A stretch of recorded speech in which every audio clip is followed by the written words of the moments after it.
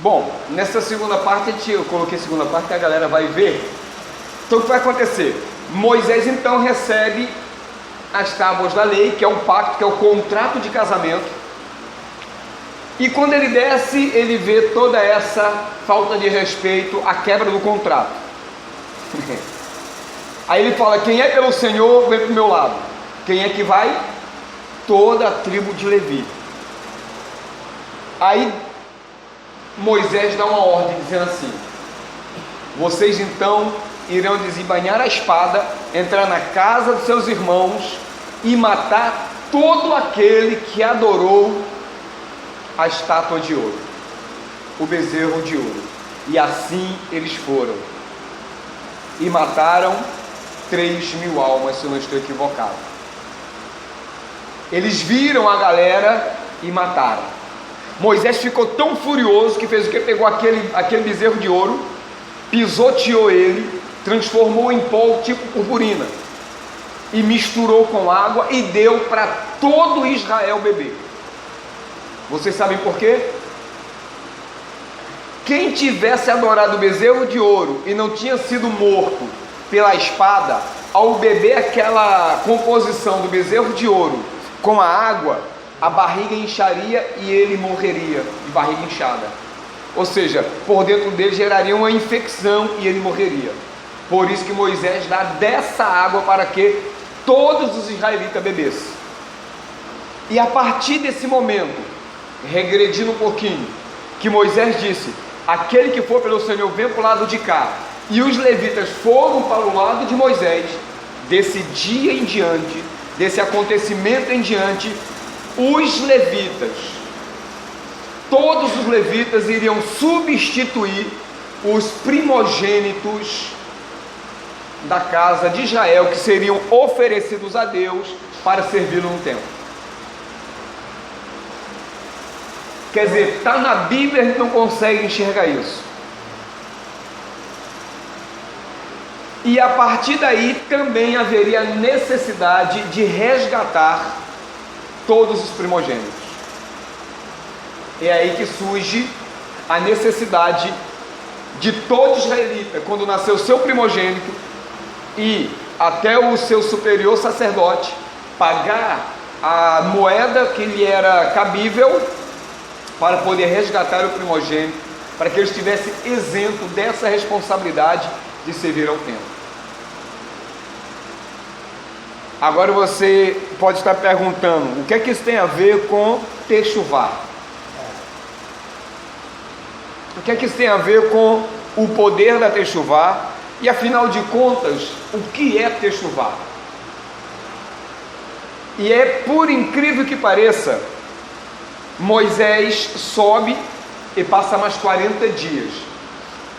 Esse incidente que aconteceu, que eu acabei de contar, do bezerro de ouro, acontece no dia 15 de Tamuz. Entre o dia 15 de Tamuz e o dia 16 de Tamuz, aproximadamente entre o dia 15 e o dia 16, Moisés sobe novamente ao Monte Sinai e passa mais 40 dias e 40 noites com o Eterno. Aí ele agora vai fazer o que? Ele desce novamente. Aí fala: ó, segura a onda, porque Deus derramou sua misericórdia. Aí ele sobe pela terceira vez. E quando ele sobe pela terceira vez, ele vai passar mais 40 dias e mais 40 noites. É aí que perpassa o mês de Elu e o mês de Tishrei. Ou seja, nós estamos justamente no mês de Elu. Nós estamos no período de 3.000 anos e 3.500 anos atrás. Nós estamos justamente, se nós estivéssemos vivendo há 3.500 anos atrás, na época lá de Moisés, nós estaríamos esperando a terceira descida de Moisés com as segundas tábuas da lei. O que é que acontece?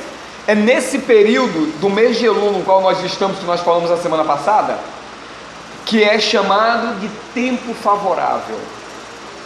Missionária, este é o melhor tempo para clamar por misericórdia a Deus. Esse tempo, até o dia 10 aproximadamente de Tishrei, que é outubro,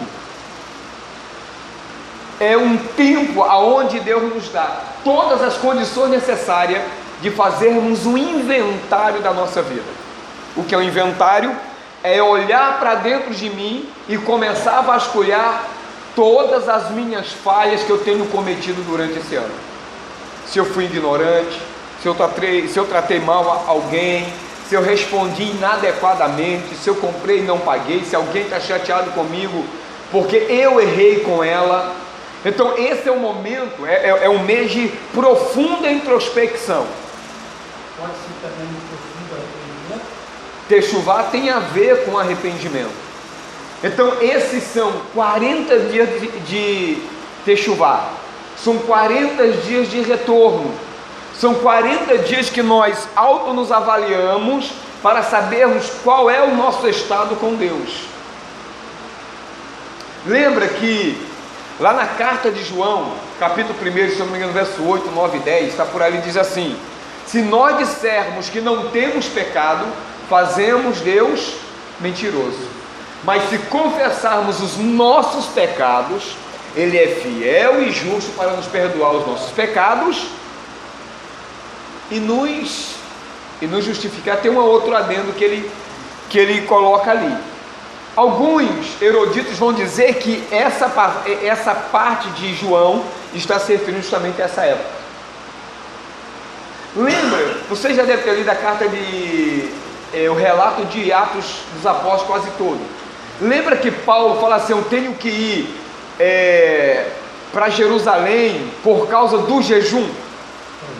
Ou seja, aquele jejum é justamente Yom Kippur, que vem de 1º de Elul até o dia 10 de Tishrei. Ele queria passar Yom Kippur em Jerusalém. Então isso são festas que os apóstolos guardavam. Então Paulo, como sabia disso, ele fazia o quê? Ele começou a fazer uma introspecção. Ele começou a fazer uma avaliação e um inventário. Para quê? Para que durante esse tempo ele pudesse pedir perdão às pessoas com quais ele tenha vacilado. Olha, o que aconteceu? Quando a igreja foi institucionalizada, quase que não sai, muito do que era judeu, eles começaram a jogar na lata do lixo. Ou seja, foram esquecendo disso, procurando pretexto no Novo Testamento para afirmar que essas coisas não são mais válidas para nós.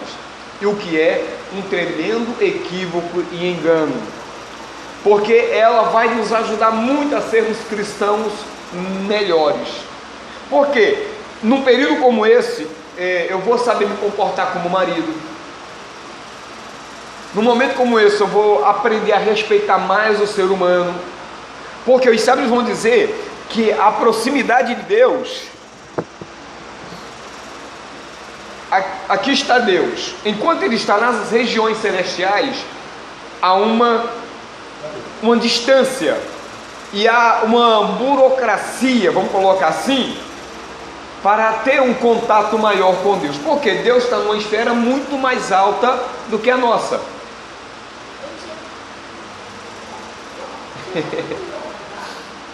Aí quer um pouquinho d'água. Então, o que é que acontece? O que é que acontece? Quando Deus está no palácio, todos os seus ministros estão ali com Ele. Então ele está resolvendo problemas, vamos colocar entre aspas, burocráticos. Porque ele tem que lidar com o ministro, com uma série de outros fatores. Nessa época, os sábios dizem que ele sai das regiões celestiais e coloca o seu trono no campo. Ou seja, ele sai do palácio para estar agora perto do seu povo, para ter um contato maior com o seu povo, para poder ter, entre aspas, não é dizendo que ele não tenha conhecimento, né? Ele tem conhecimento sim, mas para que ele tenha como é que eu posso, é para que a humanidade tenha um encontro mais próximo com ele. Ou seja, todo aquele processo burocrático é jogado de lado para que a população, falando assim de rei e seu povo, para que ele tenha esse contato mais próximo, para que ele, não é que ele não tenha contato, mas Por ele estar numa instância superior, o povo não tem tanto contato. Então ele coloca seu trono no campo para que qualquer um que queira se aproximar dele possa, sem nenhum impedimento. Como Jesus fez, ele quebrou o protocolo. É uma forma de quebrar os protocolos. Então a burocratização já existia, então. Sim, incluindo as regiões celestiais. E tudo isso é para fazer com que o homem se aproximando dele. Ninguém chega diante de um rei de qualquer maneira. Ninguém chega. Então, quando a pessoa vai chegar diante de Deus, a primeira coisa que ele deve saber é que Deus conhece o coração dele. Então, essa é a oportunidade que Deus me dá de estar mais próximo dele e mais próximo do meu irmão. Por isso que as querengas, as problemáticas são resolvidas antes de chegar no rei. Lembra que Jesus disse? Olha só, se você souber que teu irmão tem alguma coisa contra você, vai a ele. Reconcilia-te com o teu irmão enquanto estás com ele no caminho, para que ele não te entregue ao juiz, o juiz não te entregue ao meirinho, e o meirinho te encarcere, e você não sairá dali sem que você pague tudo o que deve. Então esse é o momento dessa aproximação. E o que é que acontece durante essa aproximação? Os sábios vão dizer que Yom Kippur, eu já falei aqui, Yom Kippur é o único dia que Satanás não pode acusar ninguém. Porém, quem é que guarda Yom Kippur? Quase ninguém. Não só os judeus e quem tem esse entendimento. Mas em vista desses bilhões de seres humanos que habitam no mundo, não é nada. Aí no dia do perdão, a galera comete as maiores atrocidades. Não, nesse momento Satanás não precisa fazer absolutamente nada, quando ele é impedido. Inclusive, uma curiosidade, a palavra Satã, fazendo a conta das letras do nome dele, dá 364. Ou seja, os sábios dizem que Satã só pode tentar o homem durante 364 dias do ano.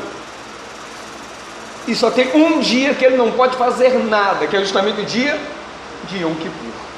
É verdade, que dia é esse? É o dia do perdão. Ela é a penúltima festa do calendário judaico, bíblico no caso, né? Porque vem Yom Kippur, depois vem Tabernáculos, e logo depois do Tabernáculo vem uma festa chamada de Simchat Torah, que é uma festa assim, que eu vou tentar depois mostrar para vocês como ela é. Ela é a penúltima festa. Penúltima é o dia da expiação. É o dia da expiação. E logo depois Tabernáculos. É isso aí. Então o que vai acontecer aí?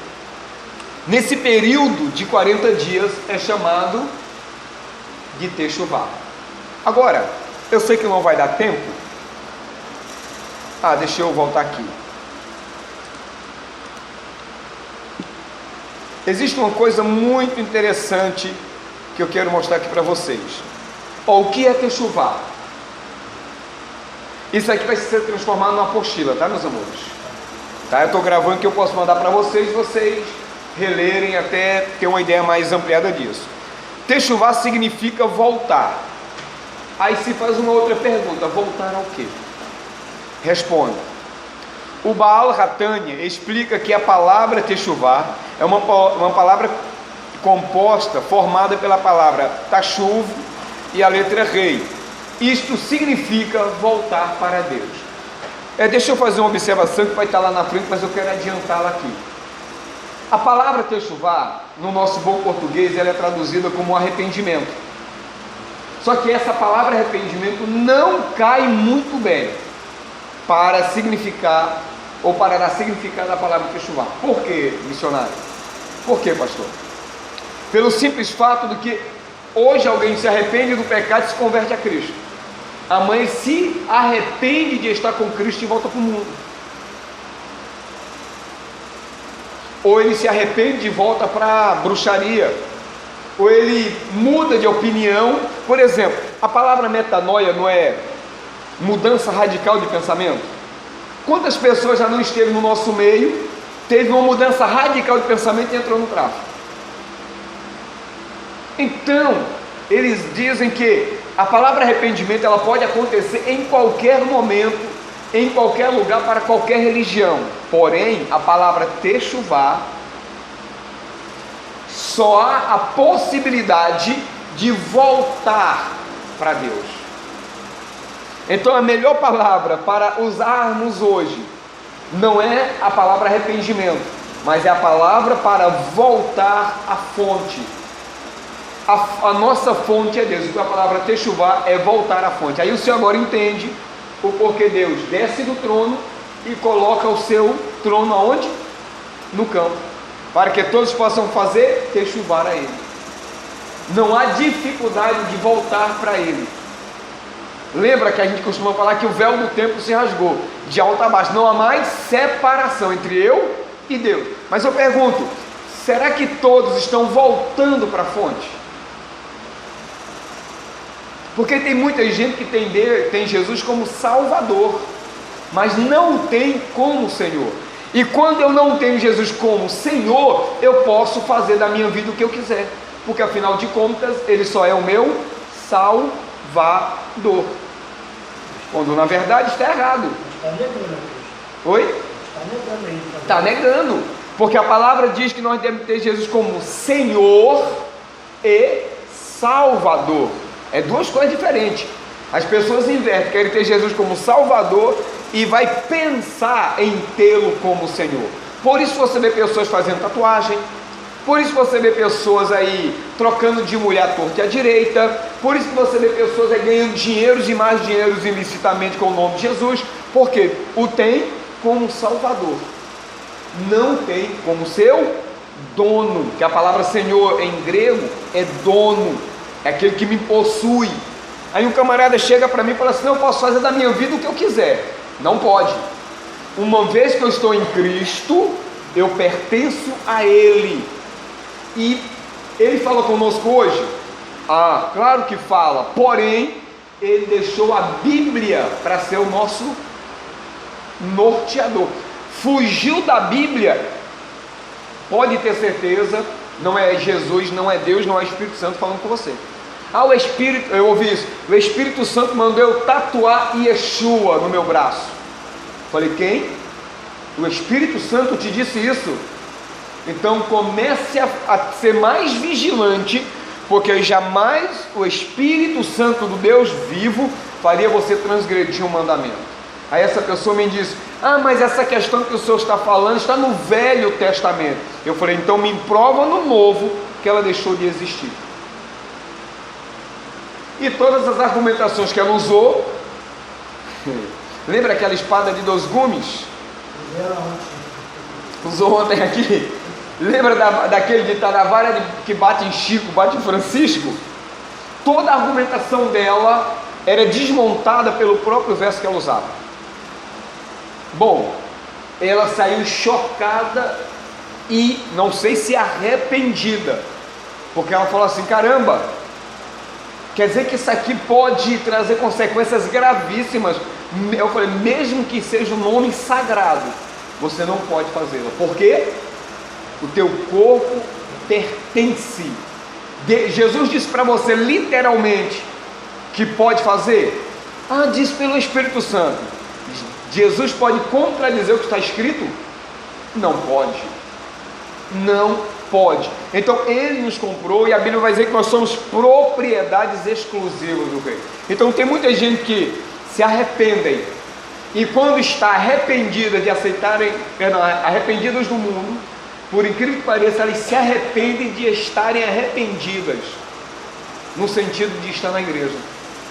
Ah, se eu soubesse que igreja era assim, eu não queria igreja. Ah, olha, igreja não presta. Peraí, como eu ouvi esses dias, não, a igreja é um local de pessoas ingratas, pessoas que poderiam nos levantar, de nos acolher. Mas quem disse que igreja é para isso? Porque a galera passa 50 anos longe da igreja, aí ele vai na igreja, ele cria um estereótipo de igreja ideal para ele, para a realidade que ele está vivendo. Aí acha que a igreja tem que ser do jeito dele. Imagina ele ouvindo aquilo de João: raça de víboras. Paulo não vai ter isso aqui porque... Será que um visitante voltaria? Então as pessoas estão acostumadas a massagear ego e não a radicalidade da palavra de Deus. Por isso algumas pessoas se arrependem de terem se arrependido de estarem na igreja hoje, porque elas não querem ser pastoreadas, elas não querem estarem compromissadas com alguém, me perdoa a expressão, dirigindo as suas vidas. Pastor não dirige a vida de ninguém. Pastor simplesmente mostra o caminho. Agora, se o camarada errar o caminho e querer que o pastor ou a igreja aprove o erro dele, meu irmão, está no caminho errado. Então, muitas pessoas querem ter Jesus e o têm como Salvador. O que Deus quer é o coração. Bom, então quando nós ressuscitarmos, só vai ressuscitar o coração, esquecendo que tudo que nós temos é Deus. Então eu fiz uma pergunta a essa menina. Eu falei: menina, olha só, aparentemente realmente a tatuagem ficou linda. Eu falei para ela: ficou muito bem feita. Porém, eu perguntei: o que te motivou a isso? Isso fez com que você se tornasse mais santa, mais comprometida? Isso que você fez está incentivando alguém a começar a desobedecer a Deus, fazendo coisinhas pequenininhas que vão se tornando em coisas grandes? Porque um camarada só se torna alcoólatra não é bebendo uma garrafa de cerveja de uma vez, é uma dose de cada vez, depois vai aumentando e assim sucessivamente. Isso trouxe mais santidade para a sua vida? Isso melhorou o seu quadro espiritual? As pessoas agora te olham com mais amor? Ou você estava querendo chamar a atenção? Porque tudo isso tem que ser visto. Eu comentando com ela, você tem que ter Jesus como seu Senhor, não só como seu Salvador. Ela chorou, não sei se arrependeu, ou talvez no momento as palavras que eu falei para ela tenha sido mais profundo, mas tudo bem. Mas eu encontro muitas pessoas dizendo assim: o senhor é do tempo antigo, é retrógrado, o senhor está com a mente antepassada, não, caduca. Mas eu prefiro estar com a mente caduca, agradando a Deus, do que estar agradando a minha própria carne. Então é por isso que a palavra techuvá, ela se encaixa melhor do que a palavra arrependimento, porque ninguém pode fazer techuvá se não for direcionado à fonte. Se ele se arrepender de estar fazendo techuvá, é sinal que ele não fez techuvá. Por quê? A techuvá é algo que acontece sempre, todo dia, toda hora, a todo momento, todo dia, toda hora. Por isso que você erra, alguém te mostra o seu erro. Você vacila, alguém te mostra o seu erro. E assim você vai se aprimorando. Isso é techuvá. Isso é techuvá. Toda vez, a techuvá vai acontecer uma coisa muito interessante. A techuvá vai propiciar que você tenha um encontro com duas pessoas. Uma é Deus e a outra é com você mesmo. Todo ser humano que se encontra com Deus se encontra consigo mesmo, porque nós somos feitos à imagem e semelhança de Deus. Quando você olha para Deus, que é um espelho, e se vê como um diabo, o que é que você vai fazer? Trabalhar para que essa imagem venha sair fora. Exatamente. Aí quanto mais você obedece a Deus, mais parecido com Cristo você se torna. Quando você erra, você não se torna, você não volta a ser a imagem do diabo. Por quê? Você erra para que Deus mostre aonde está errado e você talvez não tenha se dado conta naquela área. Esse é um macete. Quando uma pessoa, por exemplo, camarada, Deus o livre guarde, adultério é uma coisa séria. Cai em adultério. Ele, caramba, eu não sabia que eu tinha esse fraco. Agora ele se descobriu. E agora ele vai ter que lutar contra isso. Ele vai ter que enfrentar todos os obstáculos, todas as críticas, todas as perseguições, a falta de oportunidade que ele não terá. Obrigado, missionária. Mas é a consequência do pecado. Porém, isso deve torná-lo uma pessoa melhor. e não uma pessoa pior. Aí alguém pensa contrariamente, dizendo: ah, já que eu pequei mesmo, vou continuar pecando. Opa, peraí. Negócio de não tem nada a ver, vai Ou essa questão de não tem nada a ver, pegar muita gente. vai muita gente já está prisioneiro do pecado e não sabe. Então cada erro que o senhor comete, que eu cometo, que a missionária comete, qualquer um comete, não é para derrubá-lo, é para aperfeiçoá-lo. As pessoas entendem errado. Eu descobri uma falha. Olha, pastora missionária, um exemplo, né? Essa unha não pode ser dessa forma. Não tem nada errado com essa unha não, tá? Mas por quê? Na Bíblia está escrito assim, assim, assado. Ih, rapaz, pô, beleza.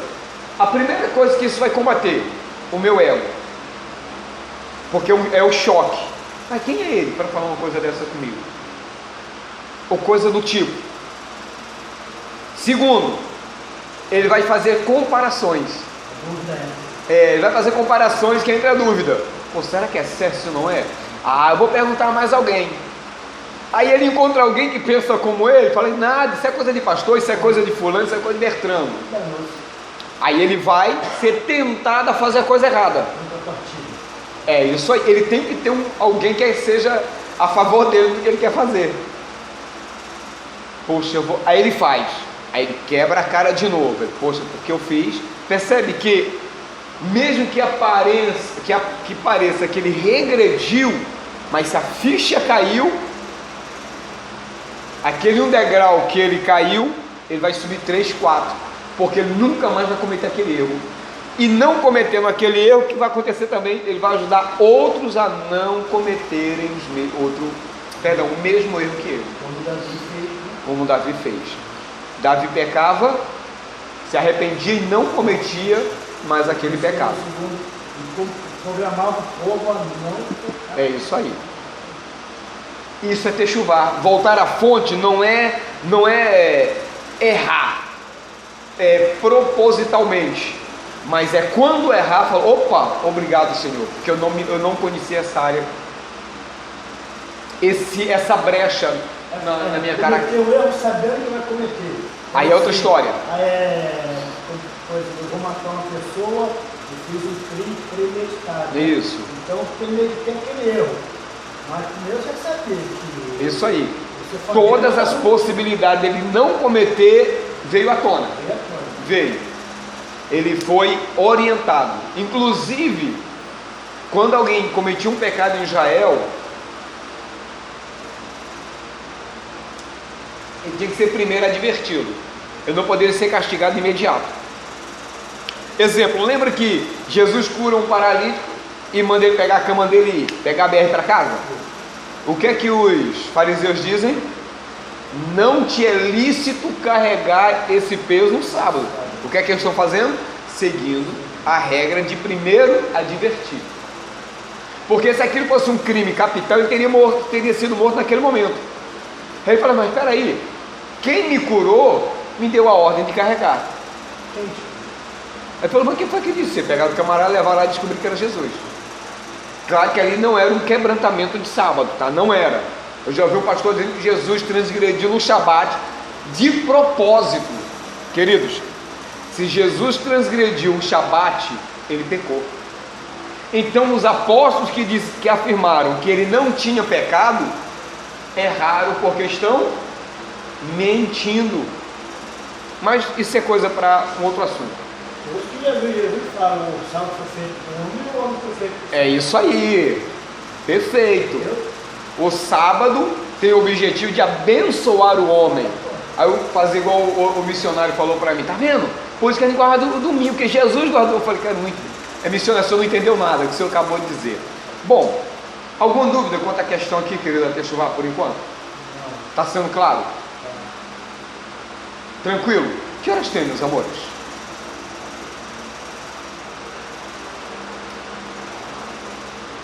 15 para as 9. É isso? Beleza. Então eu vou continuar lendo aqui o nosso slide. Isso significa voltar para Deus. Isto é techuvá. Surpreendentemente, alguém que está distante de Deus, alguém que se desviou do caminho, é capaz de fazer uma volta milagrosa. Isso aqui é fantástico. Toda pessoa que volta para Deus, esse é um ato de milagre. Quantos livramentos esse sujeito, essa sujeita não teve?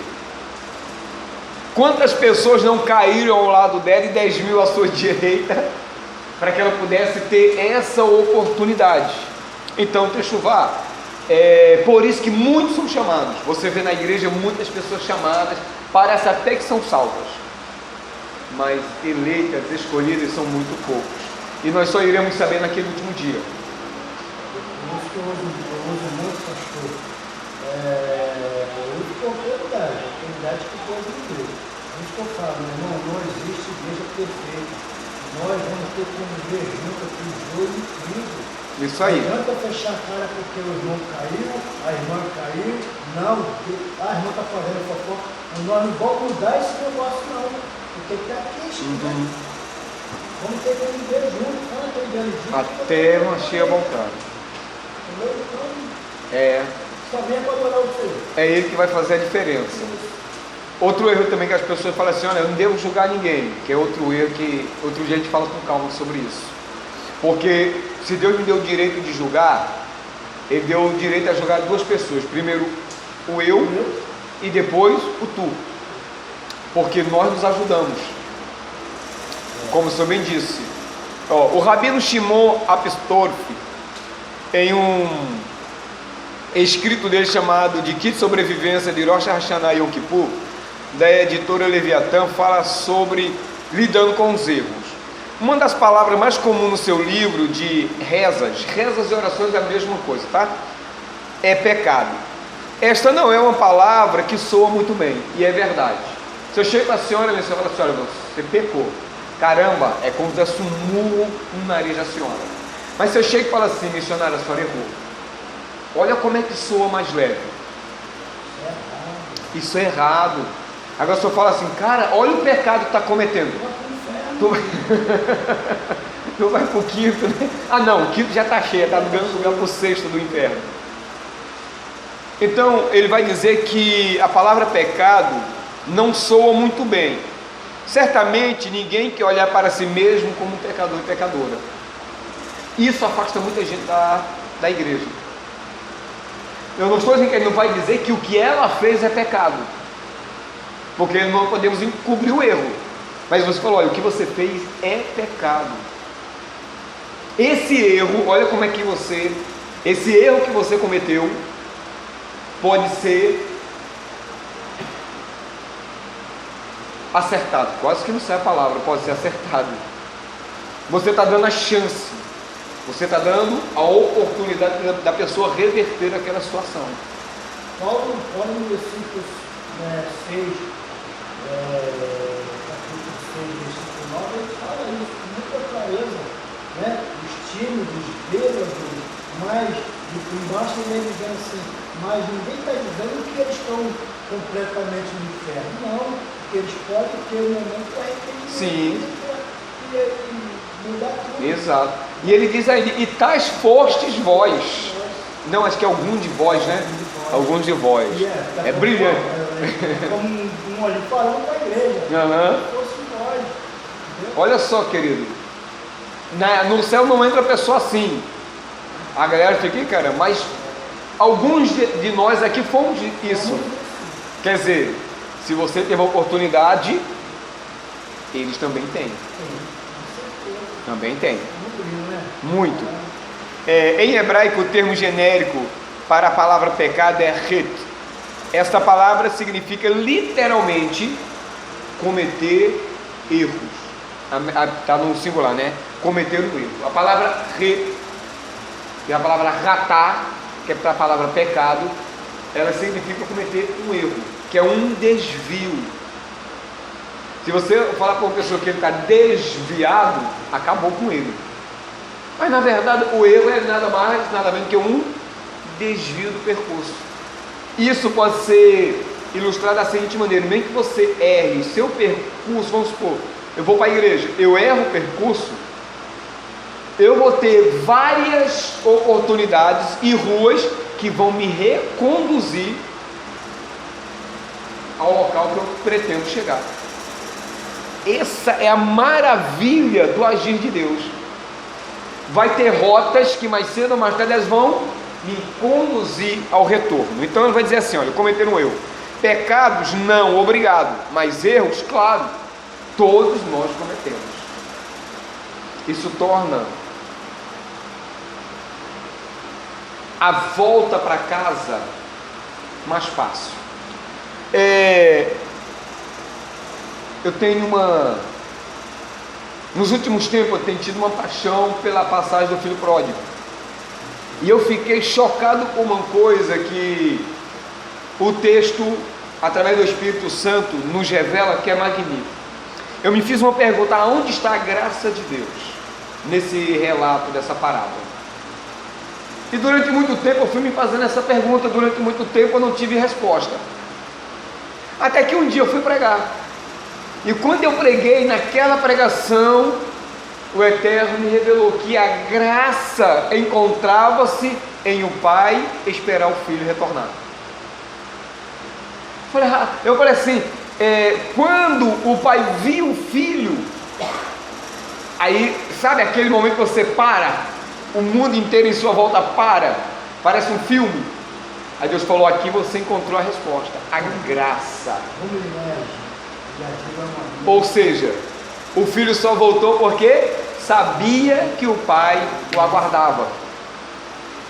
Durante todo o tempo o pai esperou aquele. Por isso que o que foi que deixou a porta aberta para o filho voltar?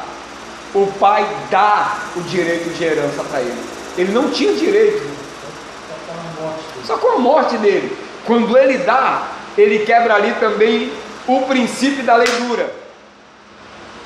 Ou seja, aquele que deseja matar deve morrer. Então o pai sabia que ele iria, mas queria voltar. Por isso que a graça se encontra no retorno. E vê se não é isso que Deus quer da gente. Durante todo o tempo que Adão errou, Deus perguntou: Adão, onde estás? E Deus foi atrás do homem. O homem se manifestou e foi expulso do paraíso. Deus foi para o céu, porém deixou a oportunidade dele voltar, dele retornar. Ele não matou o homem, não destruiu o homem, não acabou com a raça humana, porque no ato de expulsar Adão e Eva do paraíso, deu-lhe a oportunidade de regressar. Então eu fiquei assim maravilhado. Tem escrito muita coisa sobre esse relato. Até o Caim também, né? Deu a chance de Caim.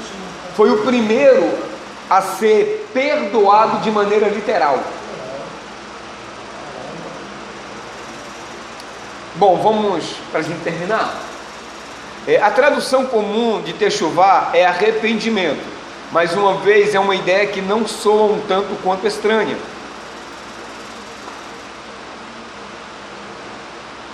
Perdão, é uma ideia que soa um tanto quanto estranha. A tradução adequada para a palavra techuvá é voltar. A techuvá é uma técnica dinâmica para encontrar as acionalidades que estão na raiz dos nossos erros, reconhecê-los, lidar com eles e eliminá-los. O que é techuvá? Techuvá é aquela oportunidade que o filho tem de voltar, falar assim: pai, pequei contra o céu, pequei contra ti, e a única coisa que eu mereço da sua parte é ser um simples servo. Percebe que ele está dando a oportunidade de fazer o quê? De entrar na raiz do erro, reconhecê-lo, lidar, que é a forma de tratar, e à medida que você trata desse pecado, automaticamente você o elimina. Uma pessoa que tem por exemplo, falou de fofoca. Geralmente uma pessoa que tem o hábito de fofocar, geralmente ela tem uma possibilidade de ser uma grande evangelista, porque ela sabe falar, pelo menos da vida dos outros. Pelo menos da vida dos outros. Então, quando ela reconhece, não é eu reconhecer, é a pessoa que está agindo errado reconhecer: poxa, realmente, eu vou lidar agora com isso. E eu lidando com isso, eu começo a tomar o remédio que vai eliminando esse hábito, esse mau caráter, e vou combatendo. e vou combatendo, até eliminá-lo. Aí vai ter momento que não falar mal da vida dos outros, para mim vai ser muito fácil, porque para o fofoqueiro é terrível não ter nenhuma vírgula para falar de alguém. E o pior disso tudo é quando eu estou restabelecido e eu encontro vários argumentos para detonar alguém e não faço. Quando alguém falar mal de você, olha, eu eliminando o hábito de falar mal dos outros, o hábito de detonar as pessoas. Então Techuvá vai acionar isso dentro de mim, porque à medida que eu me aproximo de Deus, é a medida que Deus vai me mostrando, é a medida que eu vou vendo, porque Deus é santo, o quão pecador eu sou. Eu vou me olhando no espelho, eu vou vendo que o meu reflexo não é o de Deus, o meu reflexo está muito distante de Deus, porém é no espelho que eu vou vendo as falhas. Mulher tem muito disso, né? A mulher vê coisas aonde não tem. Ela coloca uma roupa ali assim, missionário, fala, essa roupa não está legal. Aí o marido ou alguém fala, ficou legal sim, por quê? Ah não, olha aqui, o cara nem viu a pessoa, mas olha a manga aqui como é que está estranho. Aí você olha e fala, manga está estranha. Então essa é a ideia, até que Tiago diz, é que aquele que é só ouvinte da palavra de Deus é aquele que se olha no espelho, contempla-se a si mesmo, e quando vai embora, logo se esquece de quem era. Tremendo isso. Então, à medida que você se aproxima de Deus, é à medida que você vai auto se avaliando e se conhecendo. Bom, terminamos, vamos ficar por aqui. E o relacionamento vai aumentando, né? E o relacionamento com Deus vai aumentando. Agora, sobre a fofoca, não somos nós que alimentamos a fofoca? Sim. Porque nós estamos ouvindo. Todos nós. Aí, se o senhor começar a falar de alguém, e o senhor chegar, aí eu falo,